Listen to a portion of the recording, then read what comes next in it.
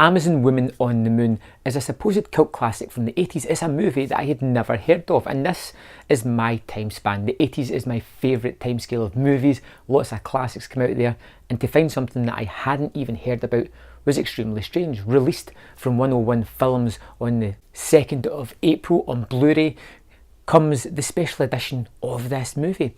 It's a hard one to really tied down to a synopsis of such because it's not a typical coherent story. It's an anthology. It is a skit movie, much like Kentucky Fried Movie. The basic premise is it's a pastiche of late night American TV watching. You've got to imagine that somebody's watching the channel and just zapping through different things, and it'll be sketches that are quite funny, various different, it'll be slapstick, it'll be physical humour, it'll be referencing older movies, but it always goes back to this movie that it's playing at night, you know, Amazon Women on the Moon.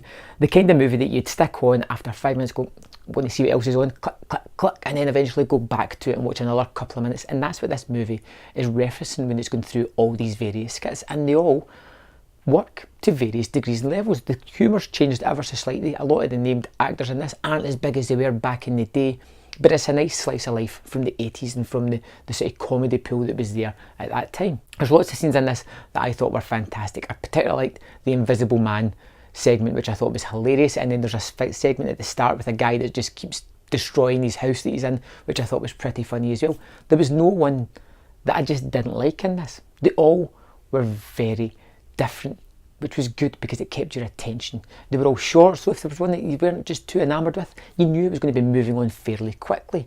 It's got a host of names behind it, it's got a host of directing talent behind it, and it is a movie that I'm really glad I managed to check out.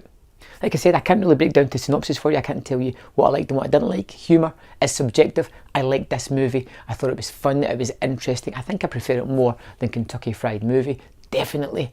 And I would give this, as a film, 4 out of 5. I had some entertainment with it, and it's something that I'm going to go back to and just maybe put in the background and tune in and out at the bits that I loved more than other moments. But I can definitely say, if you haven't seen this before and you're a fan of the 80s, this is something you're going to want to check out.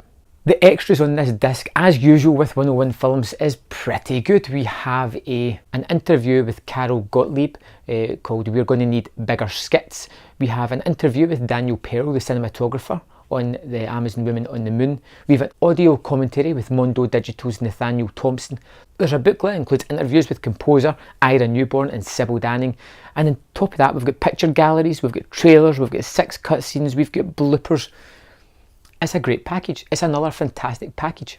These are good extras. I particularly liked the interview with the cinematographer and with Carol. I thought they were rather nice additions. Usually you go for the biggest names on a project, but it was nice to hear from the cinematographer who had to work with all these different people. Some of the anecdotes and stories he tells are quite good, and it was obviously a learning experience for him. This was the same cinematographer that was on Texas Chainsaw Massacre and got to play with various genres and, like I said, various directors in this one project. Carol Gottlieb tells some really good stories about just how it was back there shooting this type of thing and how it became a cult classic.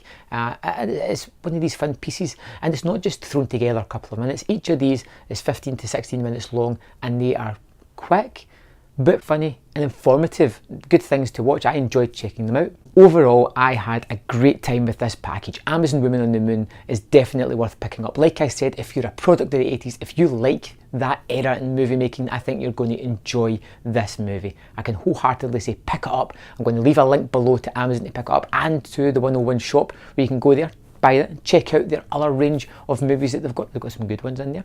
And I will see you next time on Man vs. Film.